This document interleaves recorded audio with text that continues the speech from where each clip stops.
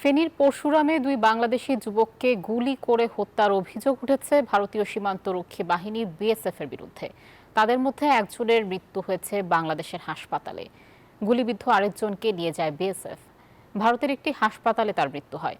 এছাড়া গুলিবিদ্ধ আরও একজনের অবস্থা আশঙ্কাজনক। বিস্তারিত থাকছে টেস্ট রিপোর্টে। এবার ফেনীর পরশুরামে বিএসএফ এর গুলিতে দুই বাংলাদেশির প্রাণ ছড়ল। স্থানীয়রা জানান, বৃহস্পতিবার রাতে গুথুমা বিওপির আওতাধীন 2164/3 পিলার অতিক্রম করে ভারতের ভেতরে তারকাটা বাউন্ডারির কাছে যান লিটন, মিল্লাত ও আফসার। তাদের লক্ষ্য করে বিএসএফ এর সদস্যরা গুলি ছোড়েন। একজনকে ধরিয়ে নিছে আর দুজনের গুলি করছেন। গুলিভাবে একজন পরশুরাম মেডিকেল থেকে ফেনীতে আসার সময় রাস্তায় মারা গেছে, আরেকজনের চিটাং মেডিকেলে করছে ফাটাইছে।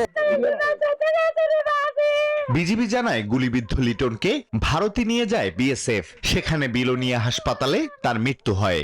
আর গুরুতর আহত অবস্থায় স্থানীয়রা মিল্লাত ও আফসারকে উদ্ধার করে ফেনী জেনারেল হাসপাতালে নেন। সেখানে চিকিৎসাধীন অবস্থায় মিল্লাতের মৃত্যু হয়। আফসারকে আশঙ্কাজনক অবস্থায় চট্টগ্রাম মেডিকেলে স্থানান্তর করা হয়। ফেনী 4 বিজিবির CEO lieutenant colonel Mosharraf Hossain বলেন, বিএসএফ এর গুলির ঘটনার খবর পেয়ে বিজিবি সদস্যরা সার্বক্ষণিক খোঁজ খবর নিচ্ছেন। এটা কোনোভাবেই কাম্য নয়। আমরা আমাদের তরফ থেকে স্ট্রং প্রতিবাদ জানিয়েছি। কোম্পানি কমান্ডার লেভেলে ফ্ল্যাগ মিটিং চলছে এবং অধিনায়ক পর্যায়ে ফ্ল্যাগ মিটিং হবে এবং প্রতিবাদ বিতরণ করা হবে।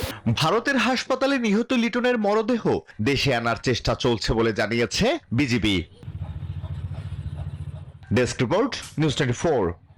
বান্ডেল থাকলে প্রতি সেনমানিতে টাকা বাঁচবে। বিকাশ সেনমানি বান্ডেল কিনে জিতুন প্রতি লেনদেনে।